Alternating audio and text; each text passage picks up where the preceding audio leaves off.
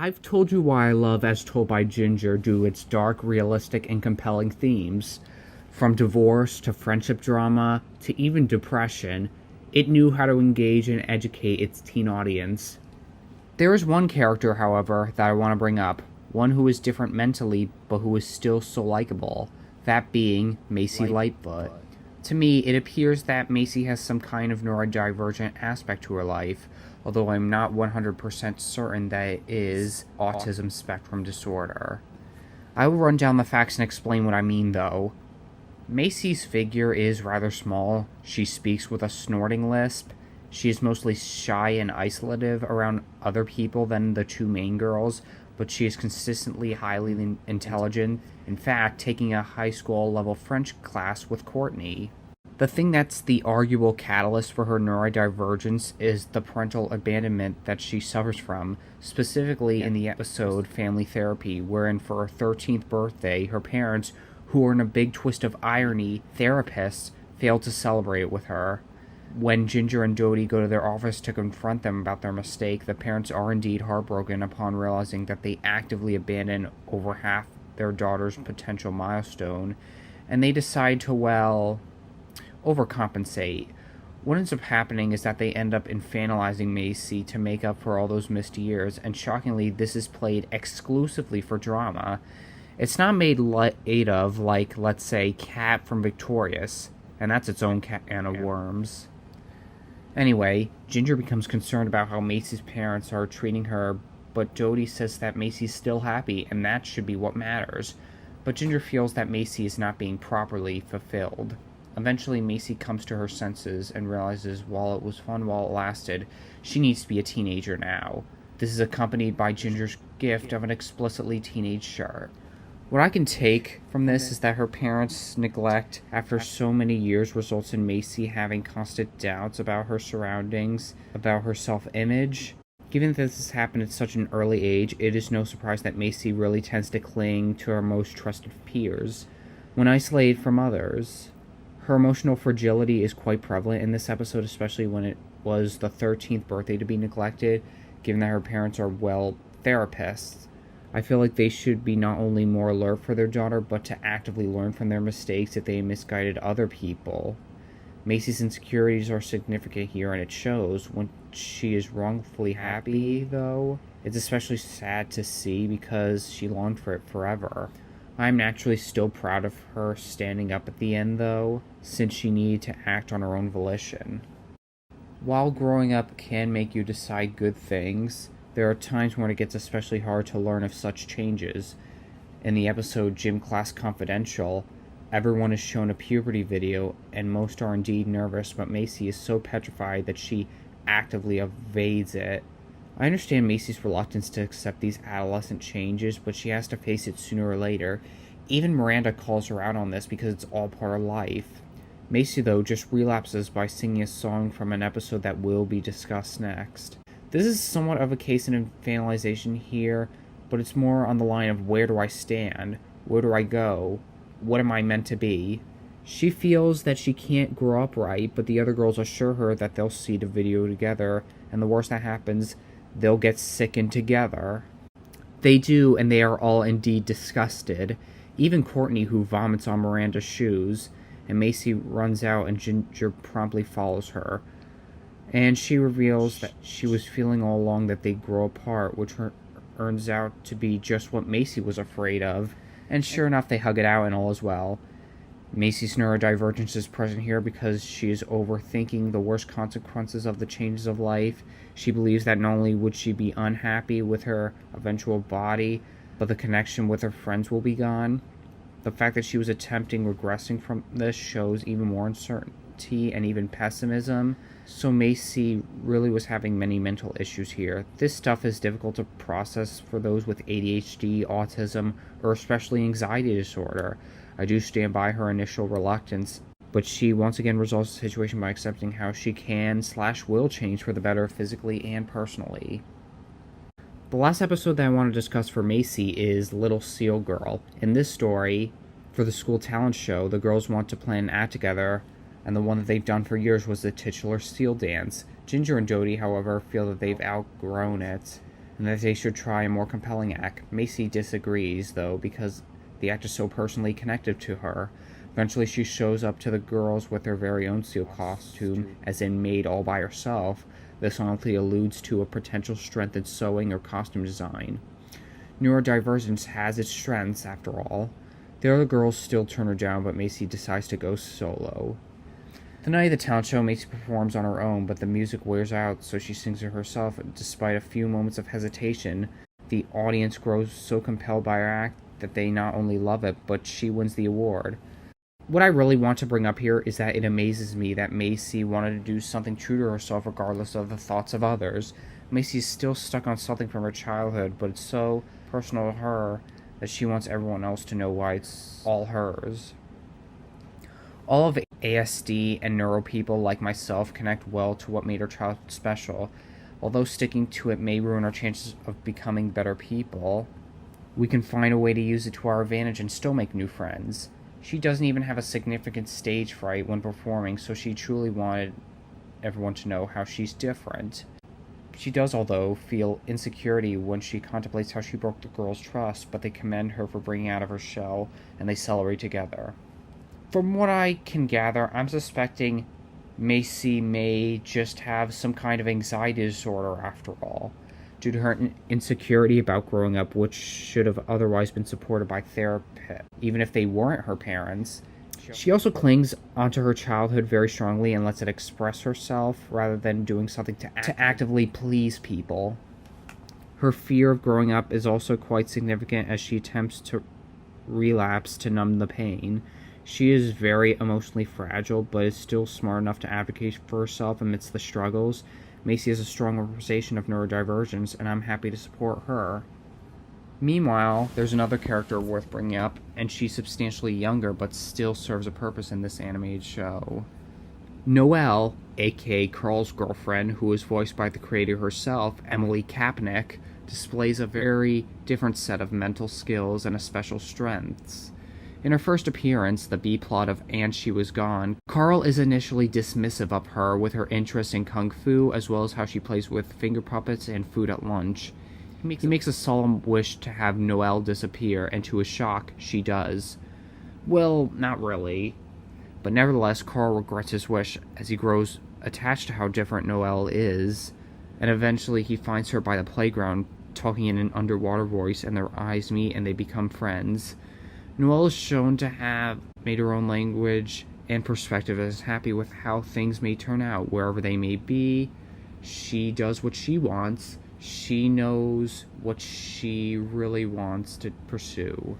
And we'll see that in their next story, the B-plot of the New School 3-parter, we learn that Noelle, in fact, has the gift of telekinesis, which both Carl and Hootsie are fascinated by, so much so that Carl treats Noelle as his slave to use her telekinesis to all of his advantage. She quickly sees through him and Lynn leaves, but Carl is oblivious. However, when Carl discovers that she's been selected for an audition for some dance contest, he runs over to inform Noelle and they cheer in a semi-romantic fashion. The thing about the contest, though, is that you need an adult chaperone, so Hootsie disguises himself to help her qualify. This is where things get weird. When Hootsie is lacking confidence in his ability to appear manly for her, she full-on kisses him. Naturally, Carl is envious about this. Days later, Noelle privately talks to Hootsie about Carl's negative behavior, but he catches them and splits them off. They prepare for the contest while Carl isolates himself on a bus that's about to head out of town. After consideration, Noelle decides that she can't be in the contest without him, so they run after the bus, but it's too late, as she tries to use her telekinesis to get it back, only to reach the tires behind it, and it turns out that Carl has already run off anyhow. So they end up pursuing him. They run to an ice lake where Carl is about to fall in, but she uses her great powers to rescue him out of the freezing water. So great that she passes out from the huge exhaustion, but he quickly revives Noelle with his love for her, and all is good. A lot to take in from this, but from what I can gather, Noelle has an arguable case of savant syndrome because she has an exceptionally great skill that practically no one else would have, let alone achieve, and she even knows how to be responsible with it. However, what she wasn't quite responsible with was her initial relationship with Carl, and that she was inconsiderate of his feelings in her attempt to give Hootsie his own courage. Despite her grandness of telekinesis, she appears to be unable to identify social consequences for her actions, and impulsivity is common in neurodivergent people. Nevertheless, Noelle, being an arguable self-insert for Emily, is a cute and compelling young girl who aspires and wants to use her powers as well towards anyone. She and Carl make a cute couple after all. So yeah, I feel neurodivergence is depicted positively in the show with these two girls, and it's done quite well. Thanks for watching.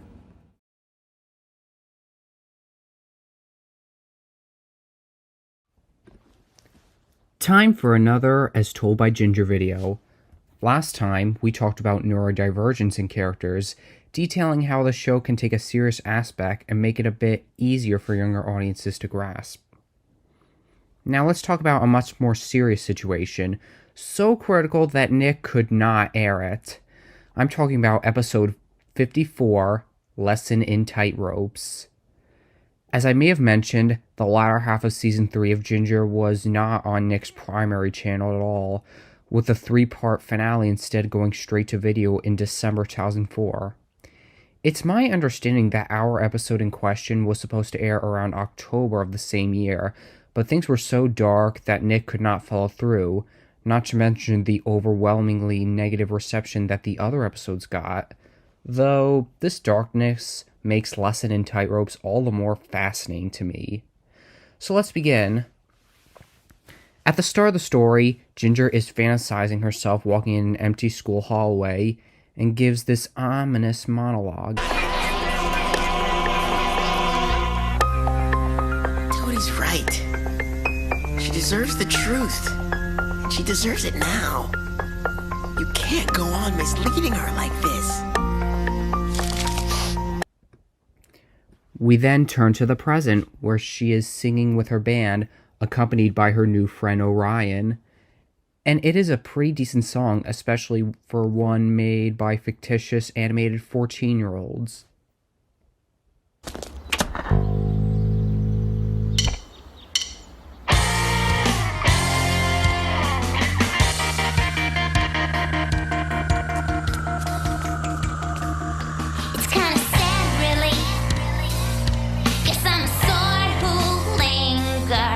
When credits roll, I still can't leave the picture I hold in my heart.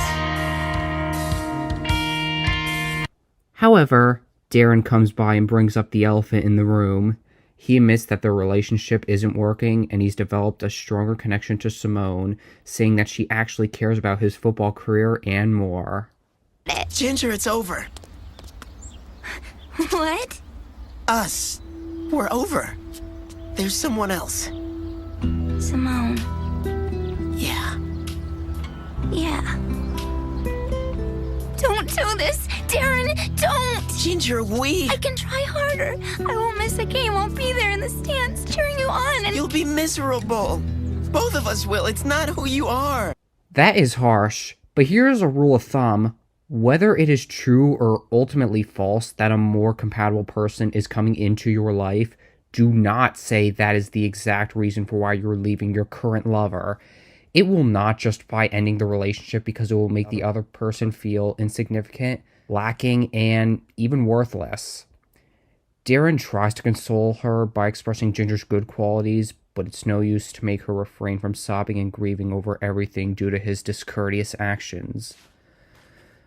Minutes later, Darren visits Dodie in her room and tells her that the deed was done, but quickly he succumbs to the sadness himself.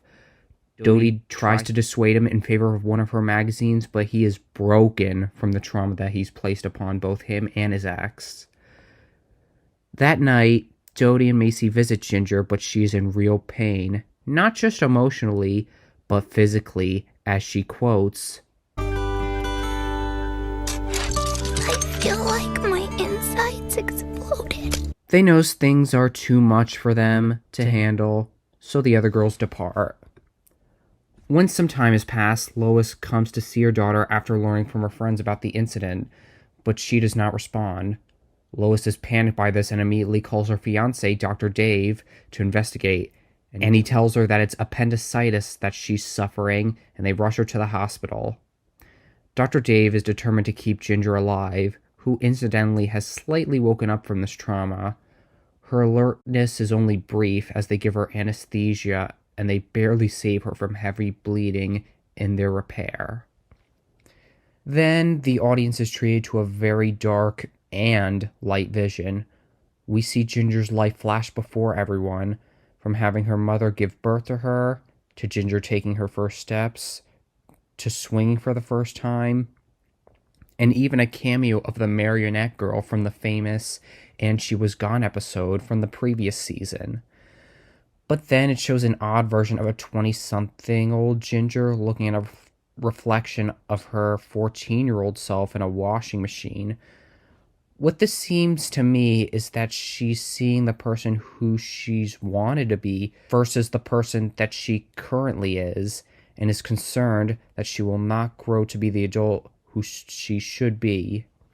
And that's a dark moment for us because we all want to better ourselves, but we never know how much time we have left to do so.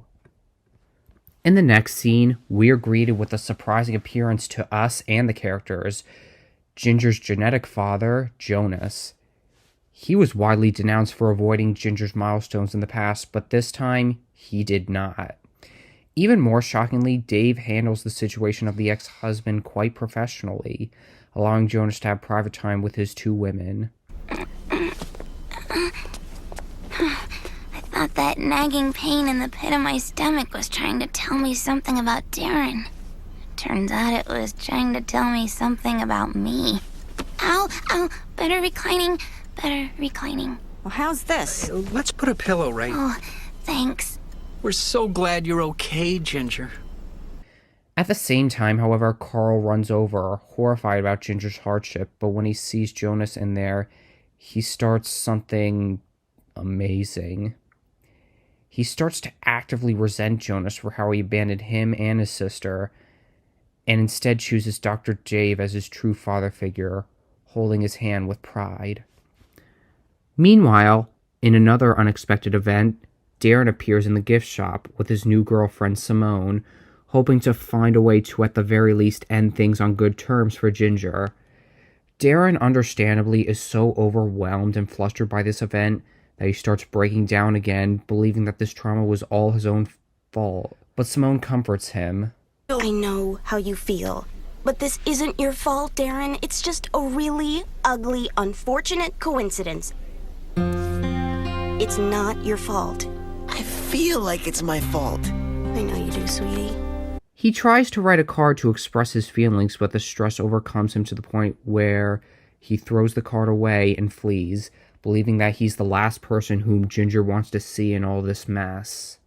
Who we do see, though, Dodie, Macy, and even Miss Sorsky, the OG. Oh, here's your get well song. It isn't very long. Boy, I never thought I'd say these words again, but Miss Sorsky, I'm glad to see you. You didn't do all this just to avoid my cousin, did you? No, getting to skip her class is just an added perk of being hospitalized, I guess. During this time, Jonas and Dave have a solemn yet civil conversation about their girl. As Jonas is holding Ginger's sunflowers, he realizes his big mistakes in having abandoned his duties as a father for so many years, and he is willing to lose them as he sees that Dave will be the better man that Jonas could never have been himself. After all, Dr. Dave was the one to have saved Ginger. I wanted to start out by saying that I know that it means the world to Ginger that you're here. Well, thanks. That's nice of you to say so. Yes, and I have no ill feelings towards you, and I can only hope that you'll feel the same way about me. I love them, you know. All of them. So do I. Of course you do. Thanks, Dave, for what you did for Ginger. You saved her life. Something I never could have done. You're a better man than I am. Excuse me. The solemnity grows larger as Carl exits the mini chapel, pulling away from his stance as an atheist and praying for his sister's health and well-being, and Lois has a brief heart-to-heart talk with him. I thought you were an atheist. Yeah, I needed a word with the big guy. Look, Carl, I know what happened was scary for both of us, but your sister's gonna be okay. Honest. Stress of recent events make you pick up your old habit? Oh, no. It's for the man of the hour. Dave doesn't drink coffee. It's for your father, silly. Didn't you see? He filled Ginger's room with sunflowers. He even brought his guitar so he could sing to her. Moments later, though, he's pacing around in the waiting room with Hootsie, and then Carl finally lashes out about, well, everything, and gives us a shocking bit of banter. Jonas? The man of the hour? Oh, is she kidding? What the heck did Jonas do, besides show up late like he always does? Dr. Dave was there when it happened, and Dr. Dave will be there when it's over. Dr. Dave is the one who saved Ginger's life, not Jonas. Why does he have to show up now and foul things up between Mom and Dave? Who says he's fouling up things? Maybe he's just looking after Ginger. Look, the man has a right to see his daughter. I just don't want it done at the expense of Dr. Dave. Oh, no. Then that night, Lois starts worrying about what would have happened had she not been at home for her daughter, but Dr. Dave assures her that she was in the right place at the right time. After all, she's a nurse, so she saved other people's lives as well. But then she starts to question if this fiasco has influenced New Replaced feelings about Jonas. But after a little bit of glancing for each other, Lois confirms that she will be loving Dr. Dave instead, and they kiss, and Carl smiles in the background. Hey, he's not the man I'm in love with, David. You are. Now that's romance. The next day, Ginger is greeted by Orion, who then becomes greatly intimate for her. And as he leaves, Ginger finds the discarded card made by Darren. Dear Ginger, I feel so helpless right now. More than anything, I want to be there for you, but I don't know how. In spite of everything that's happened between us, I just want you to know that... Ginger is shocked that he tried to make amends, let alone write to her in such a genuinely apologetic manner, as us the viewers would be surprised to this as well, and we fade to black. A lot is to be unpacked here, and the first thing that I want to bring up is the main theme of the episode. It is amazing that Nickelodeon had an episode that would tackle such a dark topic as a life-threatening accident/surgery, because we commonly have seen more regularly serious issues in shows such as Moving Away, or the death of a parent, or even bullies. Here, though, they went so far to make the viewers actively worry about their protagonist's well-being, and rightfully so. This is arguably the darkest and saddest time for a young teen like her, and 3 writers, including creator Kapnick, wanted to make such an enticing event, so dark that you just have to see it. I was just amazed at how realistic the situation was with the responses by her parents and her friends. Another thing to be mentioned here is the character growth. While it was so astounding to see Carl emotionally mature from the realization of how bad of a father Jonas was to his family, much less to him, he also has a strong appreciation towards his sister, which would lead him to choosing Dr. Dave as his fatherly surrogate. Speaking of fathers, it was so refreshing to see Jonas realize his blunders and ultimately accept defeat, and that Dave will be the better man in the family. He knows that while he could not have had the surgeon's skills to directly save his daughter's life, he could and should have had the heart to be there when things got emotionally hard for her and even Carl. Furthermore, there is even character growth for Darren and arguably Simone as well. Darren is immediately regretful of how he treated Ginger at the start of the episode, and he tries his best to make things right as he can. Even Simone understands the problem and tries to help fix things, but in the little time that he had in the hospital, he wrote an incomplete card that has the implicit idea that he still cares. as he would have finished it off otherwise. It's also refreshing to see another love interest who actually has very little against our protagonist Ginger. Had Simone been grudging her, she would not have convinced Darren to decide to express himself, and that's good character. While Simone is older than both of them, she is willing to understand such dark feelings and show some real respect. This episode was so beautifully crafted, and it is timeless. Doesn't do. It doesn't have the fathers fight over who loves Ginger more.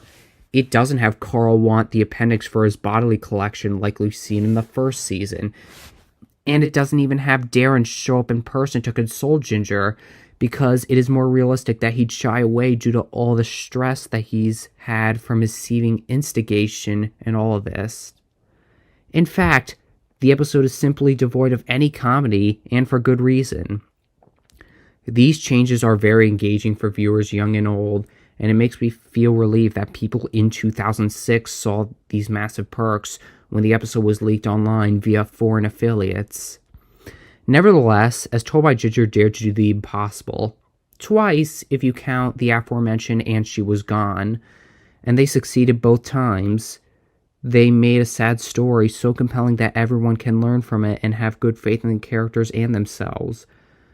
I hope you guys check this episode out the first chance that you get, because it is a great tearjerker story. We need suction. She's hemorrhaging. It's kinda sad, really.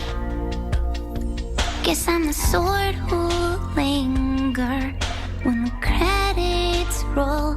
I still can't leave the picture. The picture I hold in my heart.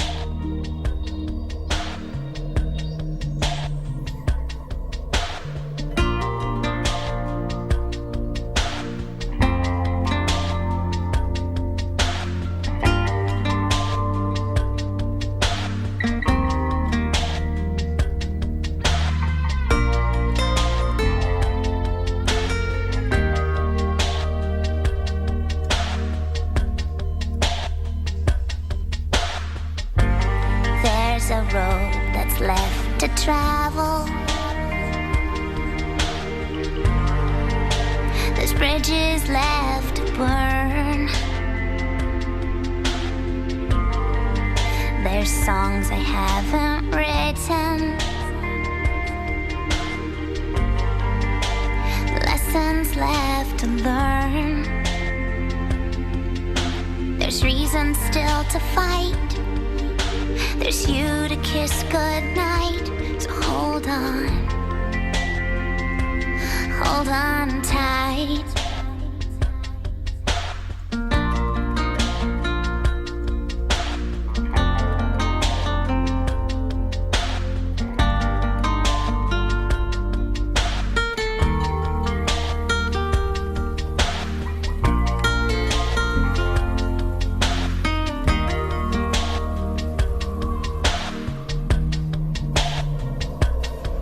It makes me mad, really.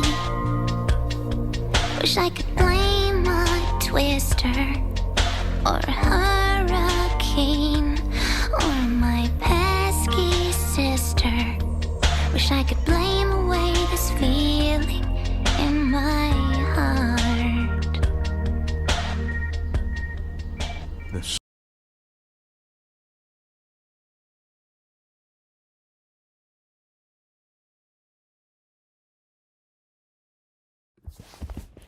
Have you ever dealt with an authority figure so cruel, so pathetic, so irritating that you wanted to call them out only to realize that it would not be ultimately worth it? I have sometimes. And so have two characters that I'm bringing up, Ginger Fowley and Stanley Hudson. These two characters in otherwise lighthearted shows faced an episode where they couldn't take a leader's power anymore and berated them for it only to be punished for doing so. But one does the concept better, and you'll see which one eventually. Let's get started. The first episode in this analysis is the late Season 2 As Told by Ginger episode, appropriately titled Driven to Extremes. In the story, In this story, Ginger's normal teacher, Miss Zorsky, is out with the flu, leaving to a replacement, a deadly substitute teacher aptly named Miss Grimley. Off the bat, she assigns authoritarian rules like no talking unless explicitly spoken to, and face the desk away from her, along with essays of upwards of 2,000 words per class. The thing is, though, there's so much ambiguity with her character. As cruel as she is, we have no idea what made her snap or how she got to be a teacher to begin with, much less a substitute. But, oh well. Her verbal abuse gets stronger and stronger, assigning punishments for so much as smirking, and finally the students become fed up. It comes to the point where the students rebuttal by toilet papering and egging her house. This brings up a lot of questions like, how do the kids know where she lives? Why can't they report her behavior to another teacher, let alone the principal? What do they think Grimley's family will react to their attack? Does Grimley even have a family of her own? And we pretty much get none of these answered. Well, it's kind of implied that Grimley doesn't have any family nearby, as when they do try to vandalize her home, Ginger puts a stop to it by taking the blunt of the eggs as the kids run off, TP and all. Grimley opens the door and confronts that she stopped caring about what the children think of her many years ago. And again, this begs a question about her 60-plus years of teaching. What made the students turn back on her? But looking back on it now, it kinda doesn't matter, as she has the power and could do whatever she feels like doing. The following Monday, the students are predictably punished for their prank, including Ginger, but upon realizing how her friends would have ostracized her for taking sides with Grimley, she decides to take a stand. She pushes her desk back forward and chews the teacher out for her cruelty and active hard towards the students, and how she could never replace Miss Zorsky. The title of the episode stands out, as she was driven to extremes to retort the sub that she can't demand respect, she must earn it.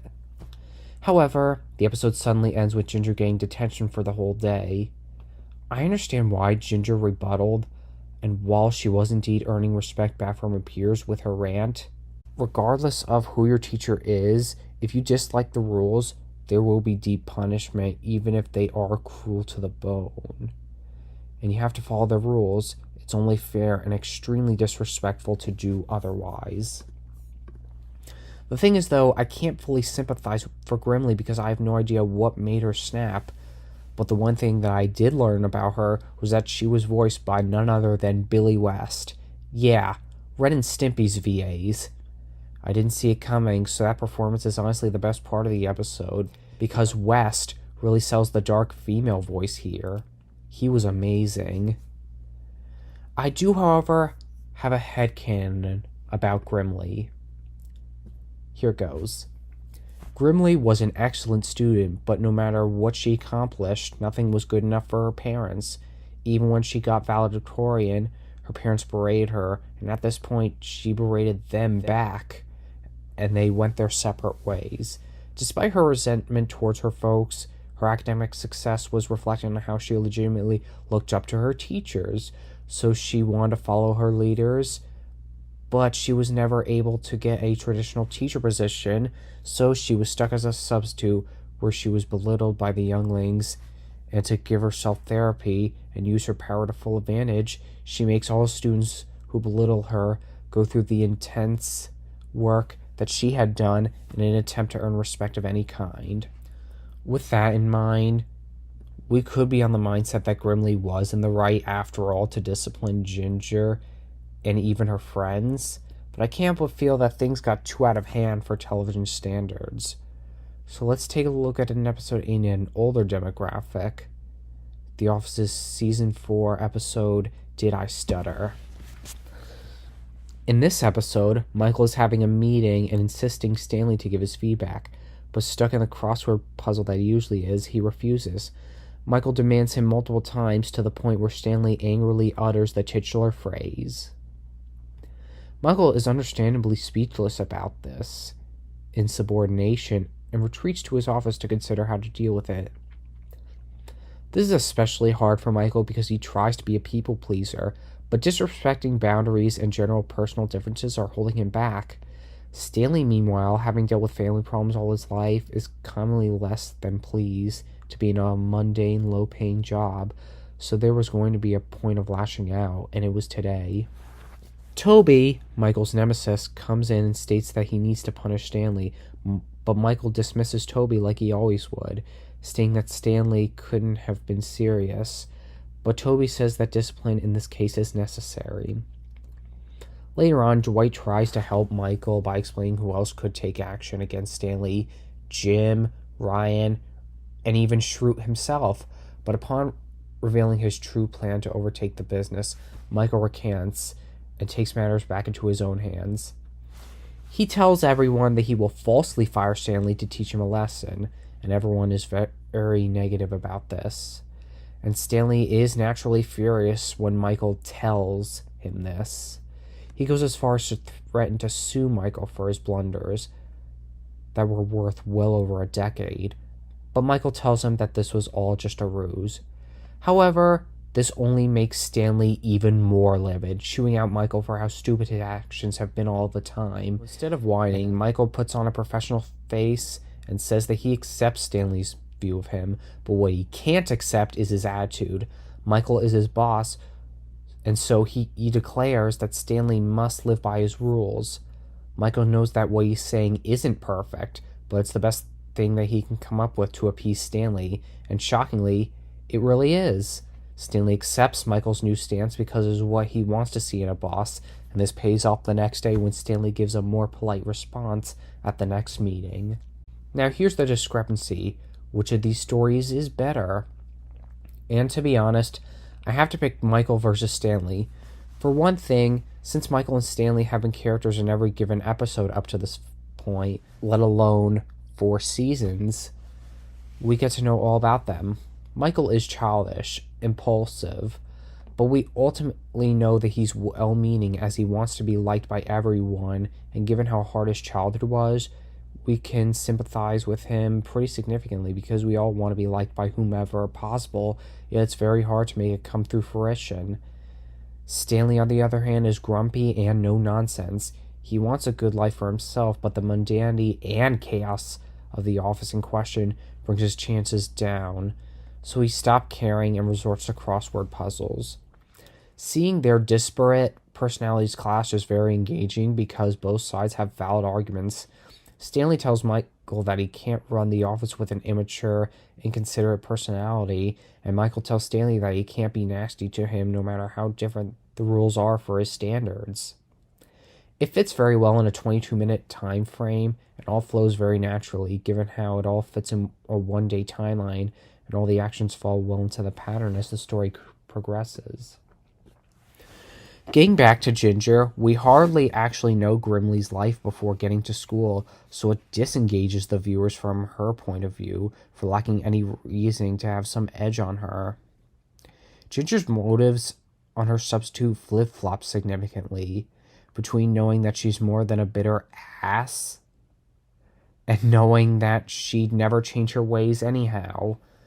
And given how her mother Lois was completely absent from this episode, Ginger did not go to an adult that she respected and trusted in this hardship to deal with it in a compromising fashion, and lashed out at the teacher and was sentenced to detention. While you could make the argument that she didn't know too much better since she was only 13 here, Ginger should have considered talking to the principal about all these issues, although in hindsight, given the son cut to detention, there's also the arguable implication that he sent her there rather than Grimley, and it was certainly a more appropriate discipline than being suspended, let alone expelled. I would argue that this story could have worked better in a Dublin story to have us explore Grimley herself, and then makes the students obey her properly while still not fully liking her, yet the show actually has only one of those, and that's the graduation special. Yes, there are 3 triple-length specials, but that's besides the point. In short, The Office's theme of disagreements of a negative authority figure works better than Ginger because it gives us the real time for us to understand everything about each half of the party and work out a resolution that fits very well for them and us to help us grow. More significantly, though, it makes us respect these characters even more for their substantial development. Thanks for listening.